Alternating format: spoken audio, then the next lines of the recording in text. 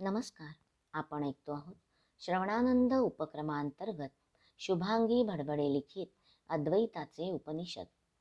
वत्सा, आजवर तू शास्त्रीय ज्ञानाने समृद्ध झालास.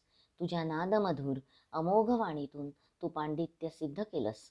परंतु आता वेदविद्या, श्रुतीस्मृती, उपनिषद, पुराण, समाजजीवन, राष्ट्रजीवन यांच्यात असलेलं एका दृढ सेतूचं दर्शन मी तुम्हाला घडवणार आहे. प्रत्येकाच्या जीवनात वेदांताचं स्थान हे मी तुला दाखवणार आहे. अर्थात माझं हे शास्त्रीय तरीही काही अनुभूतीवर आधारित आहे. संपूर्ण अनुभूती तू घेणार आहेस. हे सर्व मी करू शकेन? निश्चित करू शकशील.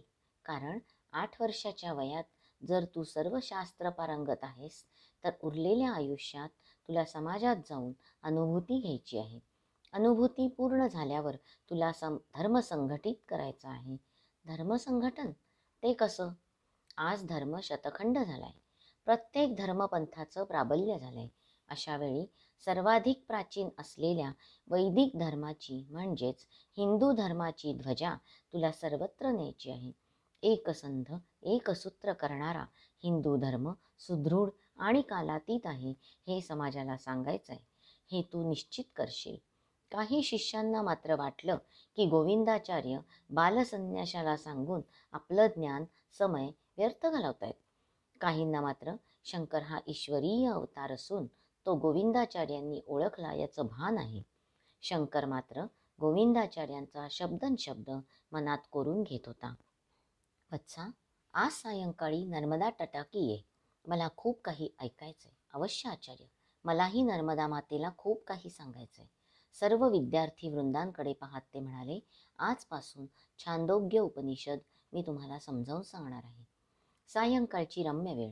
विहंग घरट्यात परतलेले दूर क्षितिजावर संध्या प्रौढ प्रगल्भ दिनकराला निरोप देताना भाव व्याकुळ झालेली. पूर्व दिशेला किंचित जाणवणारा पौर्णिमेचा धवलचंद्र. शंकर ही सारी दृश्य पाहत नर्मदा तटाकी बसला होता. तो त्या नर्मदेकडे पाहत बसला होता. त्याच्या मागे काही अंतरावर गोविंदाचार्य उभे होते. त्यांचं मन, त्यांच्या मनाची कथा ते अनुभवत होते. शंकर दूर कुठेतरी हरवला होता. केरळच्या त्या कालटी गावातल्या केळी, नारळी, पोफळी ह्या बागांतून फिरताना वसुंधरा विशिष्ठादेवी आनंदली होती.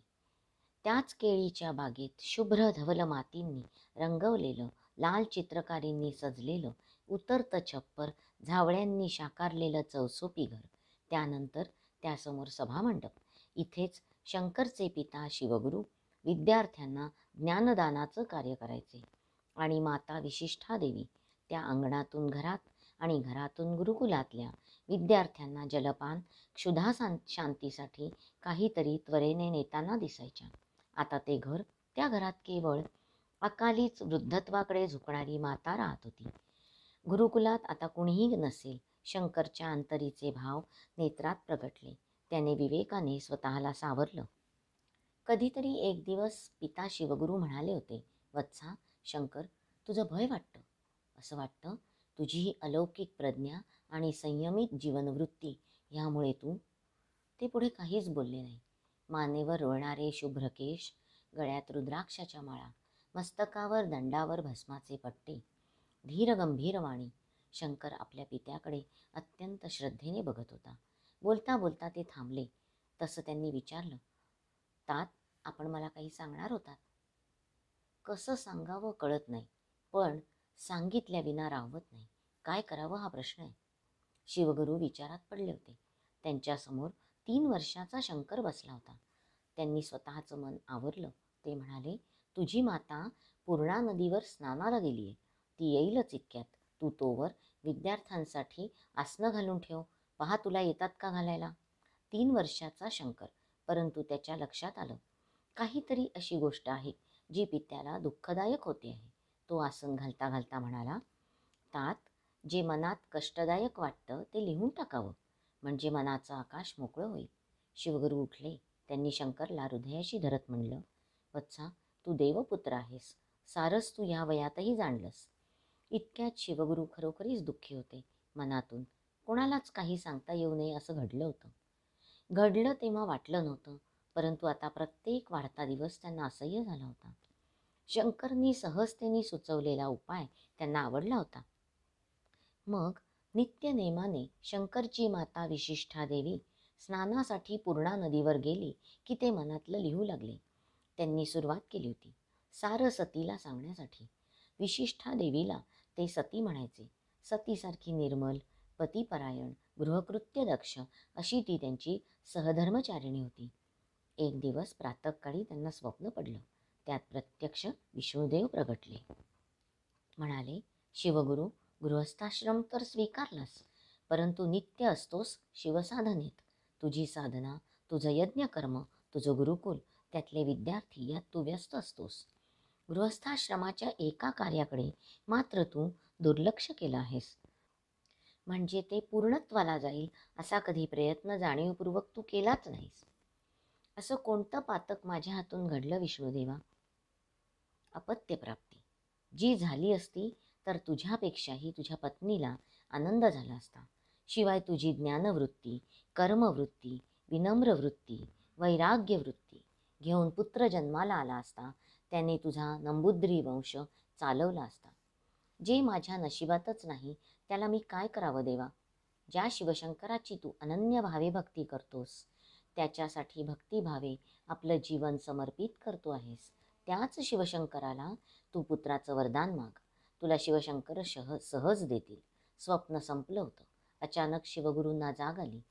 खरंच आपण विष्णुदेवांची वाणी ऐकत होतो की आपल्या अंतर्मनात ती साध उमटली? त्यांना कळेना. जागृतीतलं हे स्वप्नरंजन नव्हतं, तर स्वप्नातलं ते जागृत करणारं स्वप्न होतं. गृहस्थाश्रमाची कर्तव्य ते जाणून होते. प्रत्येकच वृक्षाला फलप्राप्ती होत नाही याचीही जाणीव होती. म्हणून त्यांनी स्वतःचा अलिप्त दिनक्रम ठरवताना विशिष्ठा देवीला गृहीत धरलं होतं. तिनेही कधी पतीला स्वतःचं दुःख जाणवून दिलं नव्हतं. त्यांच्या दिनक्रमात ती आनंदाने सामील झाली होती. त्यांनी गुरुकुल स्वतःच्या घरी निर्माण केलं. सकाळी संस्कार वर्ग, माध्यांनी वेदविद्या शिकवण्याला आरंभ केला. पंचक्रोशीतील कितीतरी विद्यार्थी त्यांच्याकडे येत होते. अनेकांचे ते धर्मपिता झाले होते. जीवनाची सार्थकता झाली. हाच जीवनकाल सुवर्णकाल असा त्यांनी मानून घेतला. प्रवृत्तीकडून निवृत्तीकडे जाणारा मिळणारा आनंद हीच जीवनाची यशस्विता, इति कर्तव्यता आहे, हे समजल्याने ते सुखी झाले होते. ध्यानी मनी नसताना मनाच्या गाभाऱ्यातून कोण प्रातःकाळी स्वप्नात बोललं, खरंच ते विष्णुदेव होते की अंतर्मनातील जाग प्रगट झाली? कुणी काही बोलेना, सत्य तर आहेच. अबोल राहून सारी नित्यकर्म करताना सुहास्यवदना विशिष्ठा देवी अंतर्मनातून तर बोलली असावी. नित्य नैमित्तिक कार्य, घरात असलेल्या हवनकुंडात समिधा टाकताना त्यांच्या मनातून विचार गेला नव्हता. काही राहिलंय का? आज जरा विलंब झाला होता. काही निश्चितच राहू शकतं. काही हवंय? सती, शिवगुरू म्हणाले. काय स्वामी? सती, थोडं नव्हे, खूप सारं राहून गेलंय. ह्याची जाणीव झाली आहे. तुझं मन ओळखण्याला मी अयोग्य ठरलो.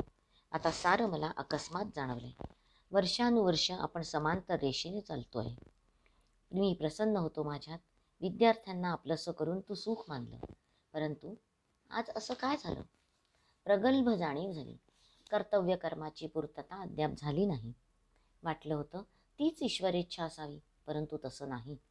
आपण कशाच्या संदर्भात बोलता आहात स्वामी? काहीच आकलन न झाल्याने ती संभ्रमित होती, विलक्षण चकित होती. तेही तिच्या संभ्रमित मुद्रेकडे पाहत राहिले. श्यामल सतेज वर्णाची, मृदू स्वभावाची, हरित वस्त्र ल्यालेली, अकालीच प्रौढत्वाकडे निघालेली, चारुगात्री सुकेशा होती. कंठात मौक्तिक माळ होती. हातात एक सुवर्ण कंकण होतं. घनकेश संभारावर शुभ्र फुलांच्या पुष्पमाला होत्या. 8 वर्षाची असलेली विशिष्ठा देवी त्यांची वधू म्हणून घरात प्रवेशली होती. कितीतरी वर्ष चालत राहिली दोघं. शिवगुरू अलिप्त झाले. 2 समांतर रेषा झाल्या. प्रत्येक वसंत ऋतूचा बहर तिने परतवला, परंतु ती नित्य सदाफुली झाली. कितीतरी दिवसांनी त्यांचं लक्ष तिच्याकडे गेलं. कधीतरी तिच्या माता भगिनी आल्या होत्या. सूचकतेने म्हटलं होतं, विशिष्ठा अद्याप उमलती कलिका आहे. व्रतवैकल्य करून कृश झाली. ती चारुगात्री, चारुशीला आणि पतिव्रता आहे. आम्ही नाही समजलो. शास्त्राचे जाणकार आपण. आपल्याला आपल्या जीवनाचा अर्थ निश्चितच कळला असणार. आम्ही काय सांगावं? शिवगुरूंना त्यांच्या विधानाचा अर्थ संदर्भासहित कळला होता, परंतु ते मौन राहिले. सुरू झाला होता जीवनप्रवास, प्रवृत्तीकडून निवृत्तीकडे नेणारा. आज मात्र त्यांना जाणीव झाली, सती, माझ्या मनात एक आलंय. असं काय झालंय आज? सती, तू एकाकी चालत राहिलीस, आता मात्र दोघांचे मार्ग आपण एक करून संयुक्त करू. म्हणजे मी नाही समजले. जे तू ऐकलंस तेच. आपल्या दोघांचा मार्ग आता एक असेल. आपण दोघंही शिवशंकराची आराधना करू, उपासना करू. आणि काय? अधीरतेने तिने विचारलं. आपला नंबूद्री वंश पुढे चालावा यासाठी. ते बोलताना थांबले. वाक्याचा भावार्थ तिला कळला. तरीही तिने विचारलं, आजवर निष्काम कर्म करीत आलो, ईश्वराकडे काही मागितलं नाही. ते समाधान मिळालं. कुठलाही उद्देश व्रतवैकल्यात नव्हता. बोलली नाहीस तर ईश्वराला भावना कळतात. ती काहीच बोलली नाही, मनातून मोहरून गेली. आजचे शिवगुरू भावनिक झाले होते. सती, प्रवृत्तीकडून निवृत्तीकडे सहज जाता आलं, पण निवृत्तीकडून प्रवृत्तीकडे परतणं मला अवघड वाटतंय. तरीही परतणं अपरिहार्य आहे. कारण सती, काही गृहस्थाश्रमाची कर्तव्य असतात, काही ऋण असतं, ते द्यायचं राहून गेलेलं. ते पूर्ण झाल्याशिवाय आत्मसंतोष नाही. परंतु तुम्हाला इतकं अवघड का वाटतं? शिवगुरूंना काही कळावं, कळेना. सांगायचं काय? आयुष्याची संध्याकाळ देहावर उतरली होती. मनाचं आकाश वैराग्याने परिपूर्ण आहे. देह जडावलाय, विषयवासना संपल्या आहेत. आता काय सहकार्याला ईश्वरच. ती मात्र श्रावणातल्या वसुंधरेप्रमाणे अधीर, रोमांचित झाली. कितीतरी वर्षांनी मुखावरचं स्मितहास्य पाहून विशिष्ठादेवी आनंदली. तिने मनोमन शिवशंकराला प्रार्थना केली, हे दयाघना, करुणा करा. शिवशंकरा, स्वामींच्या मनासारखं घडू दे. आम्हाला पुत्र होऊ दे. मी तर आशाच सोडली होती, परंतु आता पुन्हा सूर्योदय होऊ पाहतोय. तेव्हा सती, आपण दूर शिवपार्वतीचं मंदिर असलेल्या या निसर्गरम्य गावात राहू. महेंद्र पर्वताजवळचं ते गाव. अविरत पूजा अर्चा करू, साधना करू. जोवर ईश्वर प्रसन्न होणार नाही, तोवर गावात भिक्षा मागून तिथेच राहू. मनातून तिला हसू आलं. यज्ञयाग, जप, तप, व्रतवैकल्य, ईश्वराचं स्वरूप जाणून घेण्यासाठी, मनःशांतीसाठी तपस्या, ही सर्व साधनं असताना आता आणखीन कोणती वेगळी असणार? जीवितातलं निहित कर्म पूर्ण करताना ईश्वराच्या शुभेच्छा मागणार, दोघं मिळून जीवनाचा नवीन स्वाध्याय लिहिणार. ती मनात साशंक तरीही प्रसन्न होती. शिवगुरूंचा सहवास हाच एक केवळ सुवर्णयोग होता. मग हे गुरुकुल? मी विष्णू शास्त्रींना सांगेन. त्यांची पत्नी आणि ते काही काळ येथे येऊन राहतील. कितीतरी वर्षांनी विशिष्ठादेवी गावसीमेबाहेर शिवगुरूंसह जायचं या कल्पनेने आनंदली.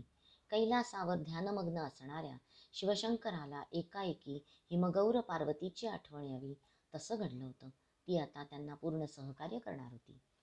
नवजात शिशूचं नाव शंकर ठेवायचं, शिवगुरू म्हणाले. तसं विशिष्ठादेवी मनोमन हसली. तिचं हास्य तिच्या मुखावर झळकलं. त्यांनी विचारलं, तू उत्तर न दिल्याने नेहमीच संभ्रम निर्माण होतो. शंकर नाम काय? आणखी कोणतं नाव काय?